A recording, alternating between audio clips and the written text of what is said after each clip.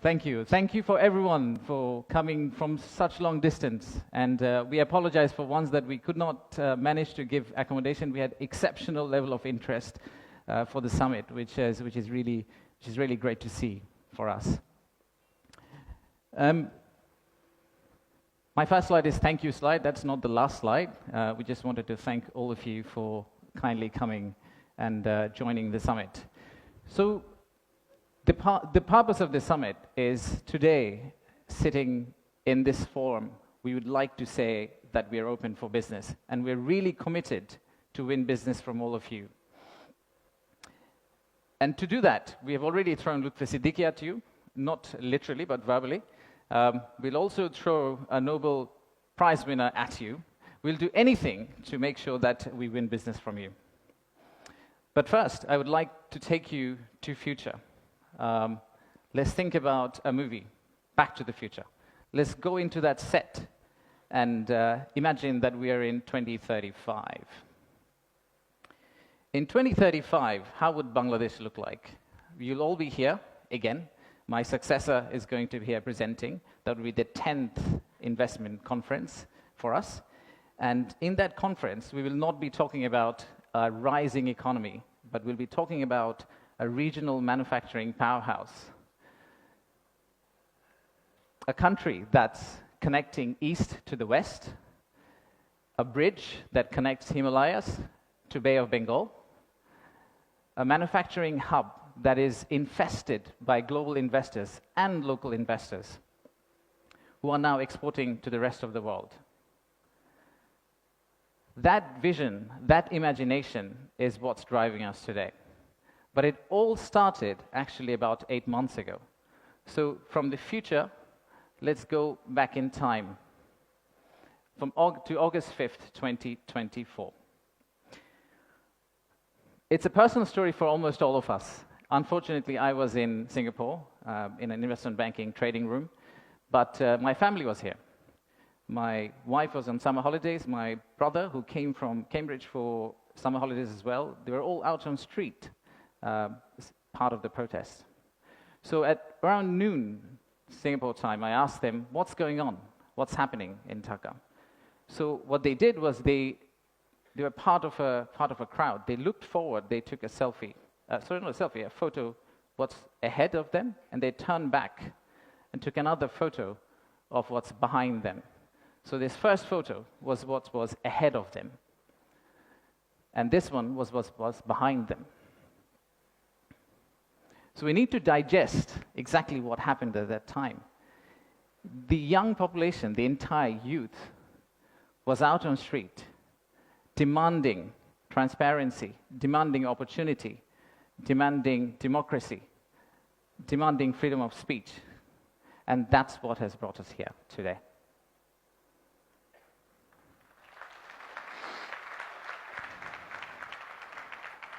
So today, the expectations are very high. The young population of our country, they're global. Unlike us, they're used to tweeting, they're used to looking at TikTok and looking at Singapore and Bangkok. So they don't want Dhaka to be Dhaka 2.0.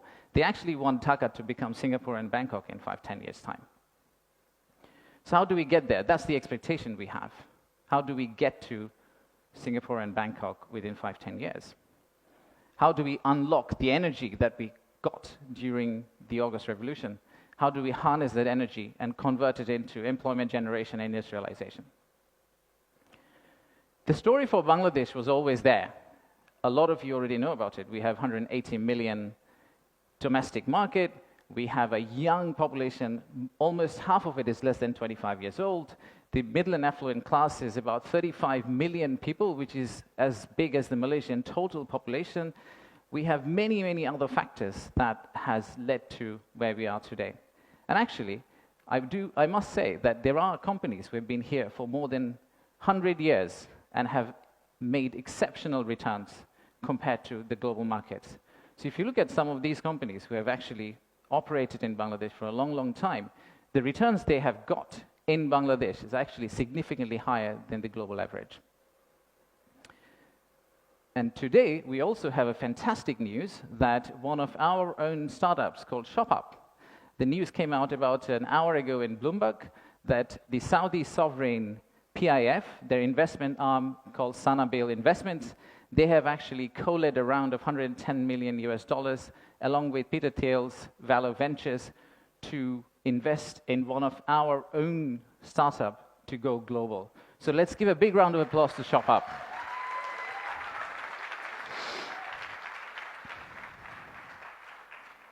So that's today. That's today. So what's tomorrow? How do we go from here to the vision we had for 2035? So this $180 million story, or 180 million people story, is not enough. I think we need to redefine market. We believe the market is actually much larger. When we talk about market, we should be talking about a much larger regional market which you could potentially serve out of Bangladesh. You set up your factory here, you export out to all these markets. At the same time, I would expect these markets to set up their factories and push it back to Bangladesh, use the ports of Bangladesh, and potentially export out to the rest of the world. So the narrative that we've had of why invest in Bangladesh is not really a domestic market 180 million story. It is a regional story, and it's a global story. To further strengthen ourselves, we have decided to enhance our port capacity. In Chittagong area, what you see now, we are actually tripling that within the next few years, which is essentially allow this region to consider Bangladesh as one of the biggest logistical hubs.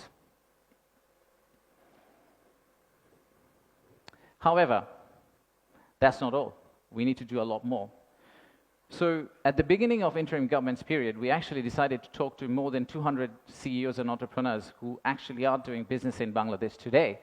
And we wanted to understand how can we convert our critics into our ambassadors. They are the only ones who could potentially bring business for us. They are the only ones who, if they travel abroad and say Bangladesh is a great place for business, that's when we are likely to get more investment. So we divided all their complaints into two groups, or the solutions that came out of their complaints. The list of challenges are very long. It's from the earth to the moon and back.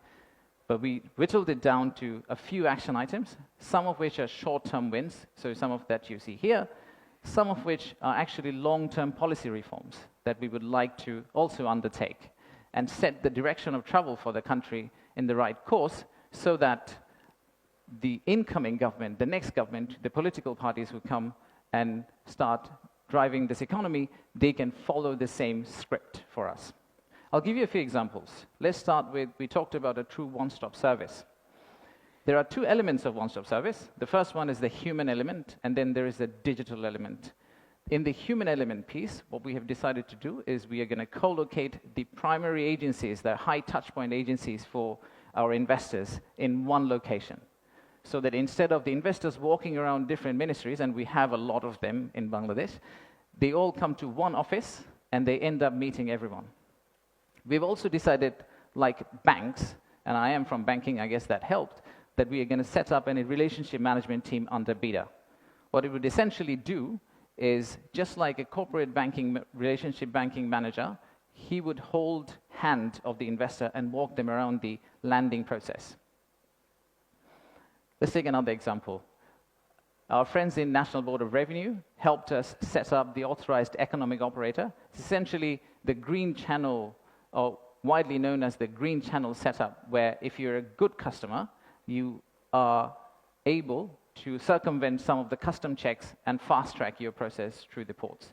That has been picked up as one of the biggest challenges that we have, the time it takes to go from your factory all the way to your customer.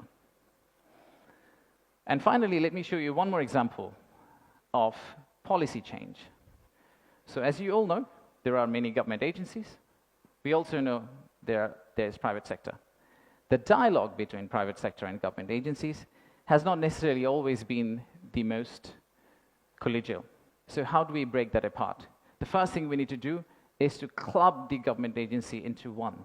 We need to show one face. We need to be one outfit for our customers, our investors, and then create a bridge between our private sector and the government of Bangladesh.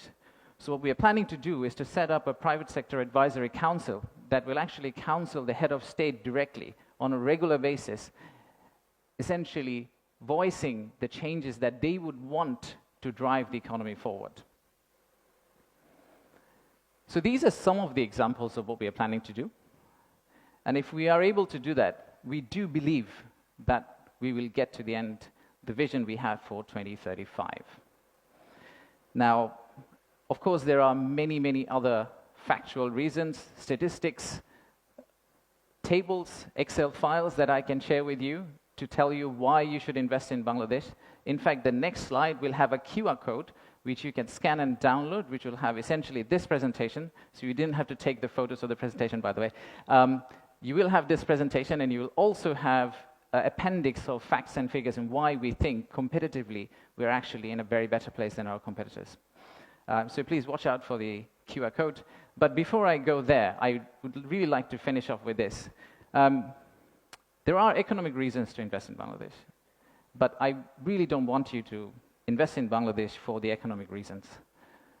If you really think about investing in Bangladesh, think about investing in Bangladesh because of the transformational journey you're going to be part of. For the odd mixture of warmth and resilience our people have, and our century-old culture paired with the shared values that we have with you. So I rest my case here. Thank you very much for coming, and enjoy the rest of the day. Thank you all.